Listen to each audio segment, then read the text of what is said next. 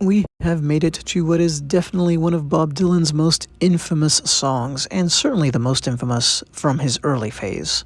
As you can see on the album cover here, the penultimate song on Another Side of Bob Dylan. So why is the song infamous? Not because it's a terrible song, it's definitely not. It's not one of his great songs either. It's because, and boy, you cannot read anything about this song ever without immediately being told the truth, which is that Bob Dylan regretted it. And the quotation, the pertinent quotation is, this is from 1985, by the way. "Oh yeah, that one.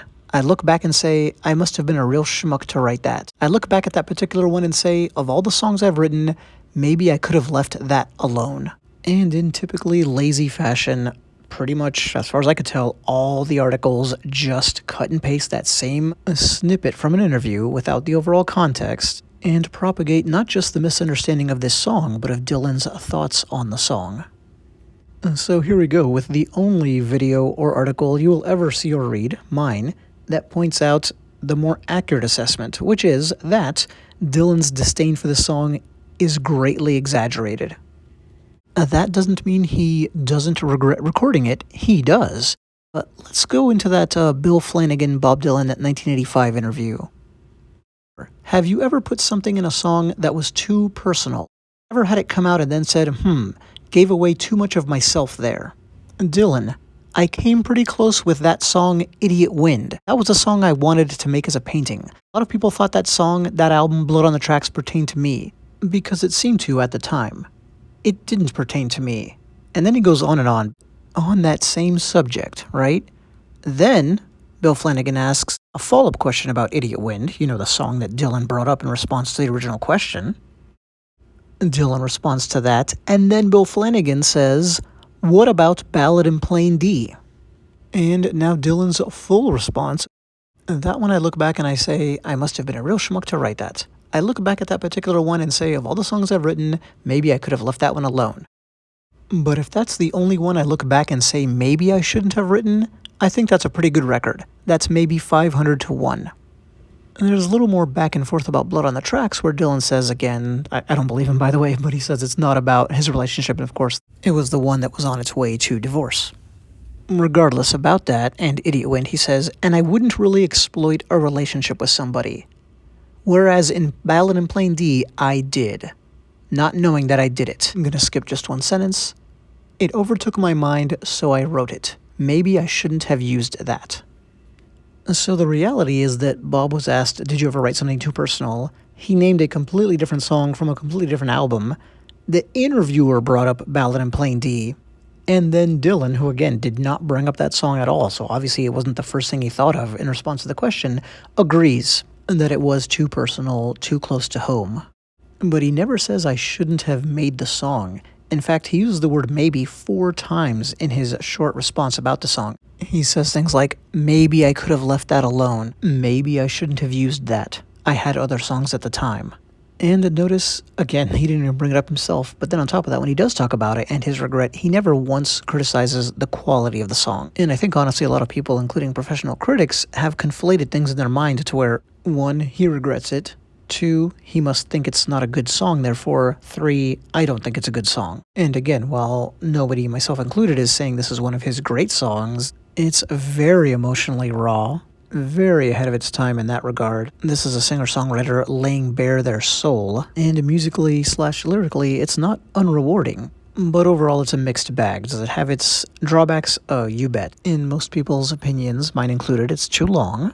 It's 8 minutes and 18 seconds, and Dylan, of course, is the master of really long songs, but I think if it's going to be extra long, it needs to be extra good. Like the 7.5 minute It's Alright Ma, I'm Only Bleeding.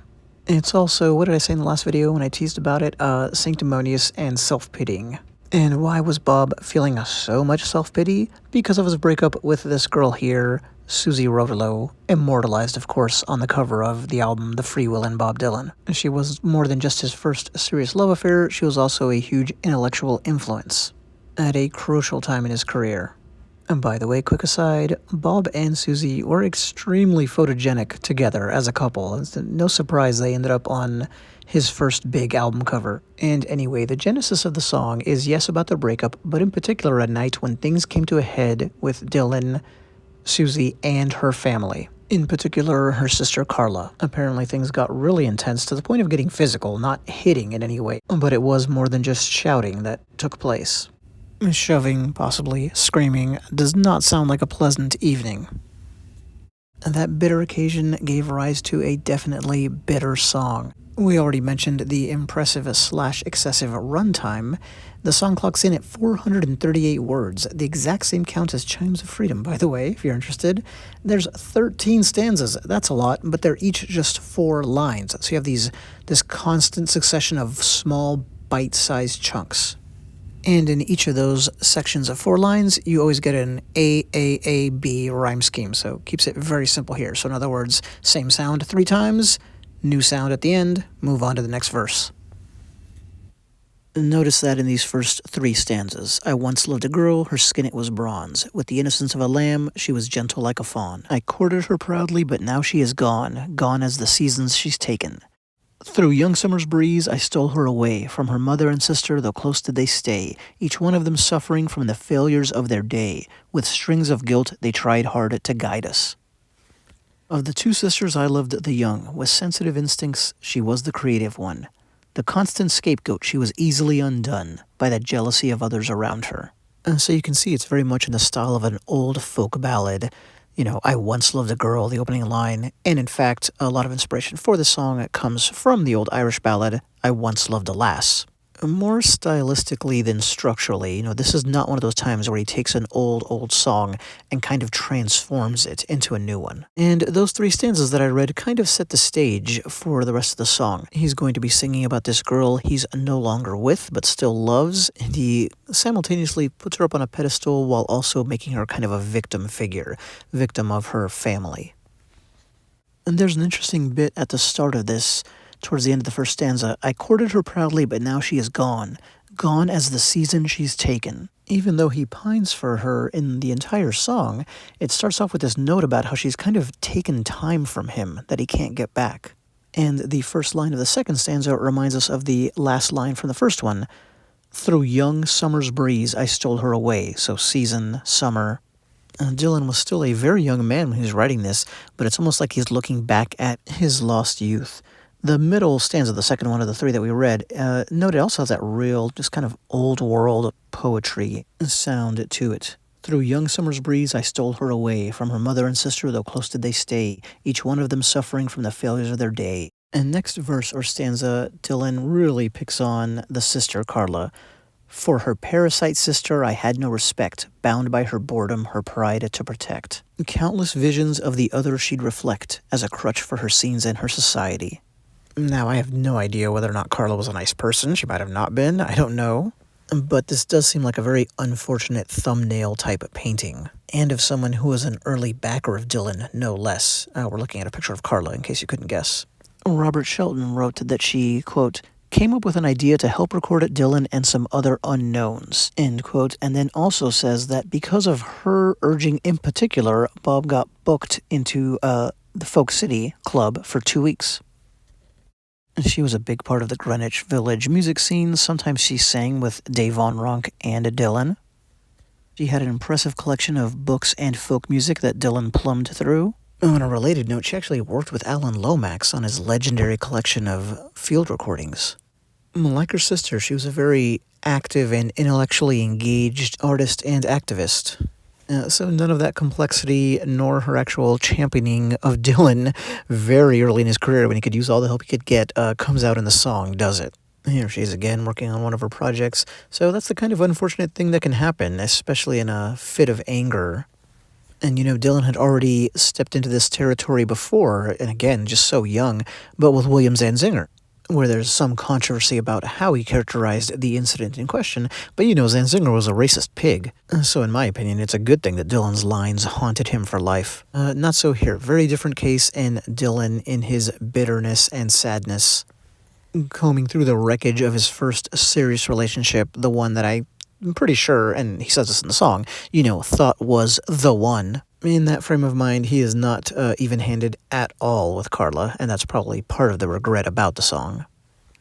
Important to note that, of course, unlike in the Zanzinger case and the song The Lonesome Death of Hattie Carroll, Dylan does not name anybody in this song. A couple of phonetic notes. Notice the S sound. For her parasite sister, I had no respect. That's in the first line, and then the one right after that, notice the pair of sounds. First B and then P. Bound by her boredom. Bound by her boredom, her pride to protect.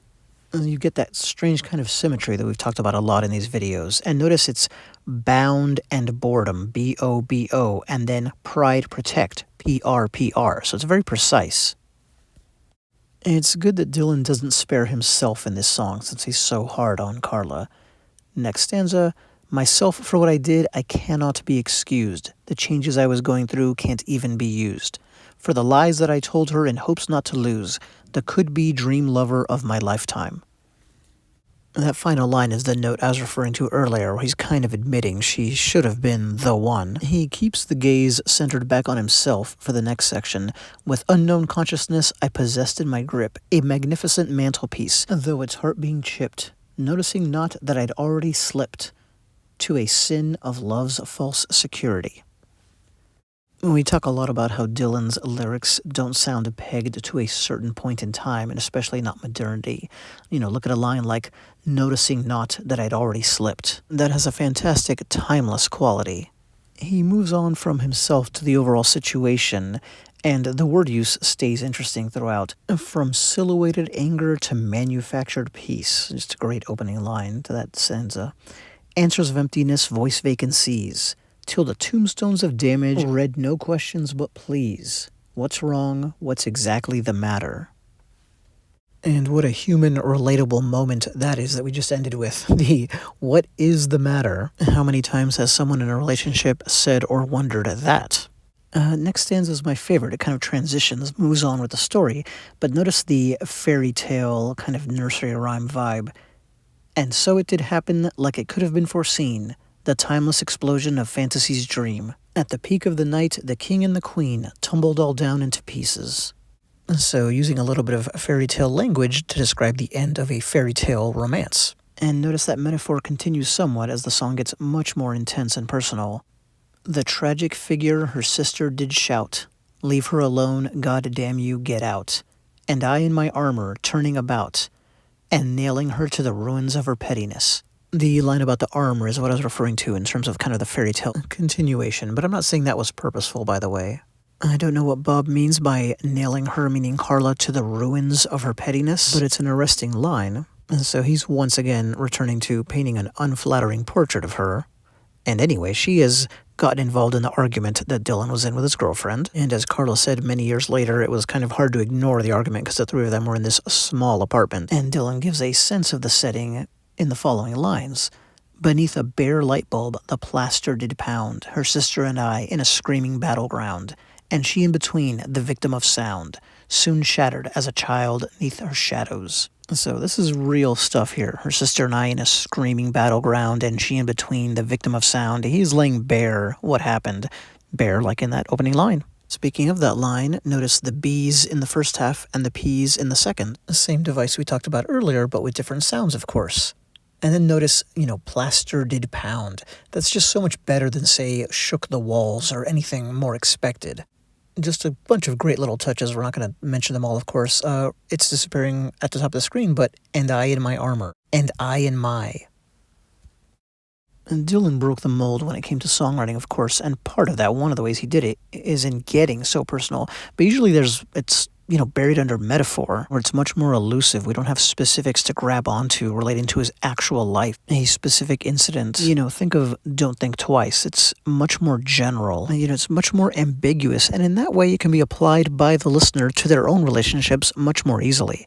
Not so here. Dylan is going through like self-therapy. As a singer-songwriter, he seems to be truly reliving these tragic events, this trauma, and trying to work through it. Speaking of that, how about this next stanza? All is gone, admit it, take flight. I gagged in contradiction, tears blinding my sight. My mind it was mangled, I ran into the night, leaving all of love's ashes behind me. This song may not rank as one of Dylan's top-tier numbers, but you can't say he isn't bearing his soul. The song is done narrating the actual incident, and now we join Dylan as narrator looking back, so we're kind of in the present. And this is the final bit of the song, the last two stanzas. The wind knocks my window, the room it is wet. The words to say I'm sorry I haven't found yet. I think of her often and hope whoever she's met will be fully aware of how precious she is. So, a very kind note regarding his lost love. And once again, while he lifts her up, he kind of puts himself down, so Carla's not the only person put down in the song. Once again, the words to say I'm sorry I haven't found yet. That's a very honest admission. You're kind of talking about this bit of cowardice that we've all been guilty of at different times in our lives. You know you should apologize, and because of ego and whatever, you can't get yourself to do it. The last stanza returns to the inspiration musically for the song, the old ballad. It also wraps up with the narrator's friends or other people asking him how he feels, and the narrator, the man who lost the lass, answering mysteriously. But here it goes this way. Oh, my friends from the prison, they ask unto me, how good does it feel to be free? And I answer them most mysteriously, are birds free from the chains of the skyway? It is once in a blue moon, rare indeed, that I will call a Bob Dylan line bad, not because I'm such a fan of his, just because I don't think he often writes bad lines, but I do think, and I answer them most mysteriously, is a little groan-worthy. It breaks the narrative, it's self-congratulatory. I'm a writer, I don't have a Nobel Prize in literature like Dylan, but as a writer, I don't think you should spell out, look, I'm answering mysteriously. I think he or the character should just say something mysteriously, and the writing should be good enough that we get that out of it. Are birds free from the chains of the skyway? That being the actual last line. Well, it's better, but I also am not a fan of it. I would definitely be a bigger fan of it if it wasn't set up by the preceding line. Well, the song is a mixed bag for sure, and no one's claiming it's one of Dylan's best, but I also think it gets a very unfair rap. Yeah, it could be criticized for being too specific, too long and self-pitying, and as many have noted, he had much better songs that he could have used in its place, songs he ended up saving for future albums. And luckily, it's not the album closer, it almost was. It's the penultimate song, and it feels like an album closer. But fortunately, a better and much more enduring song, which we'll get to next time, It Ain't Me, Babe, closes things out. But for all that, the song is good, interesting, kind of heartbreaking, groundbreaking, you could even say, for its time. And remember that Dylan's regret regarding the song has to do particularly with how unvarnished a look it was at what he was going through at that exact time. And in that way, even with its biased viewpoint, it's artistically very honest and valid. And well, I knew that one was going to take some time, and it did. Ballad in plain D. Thanks for watching.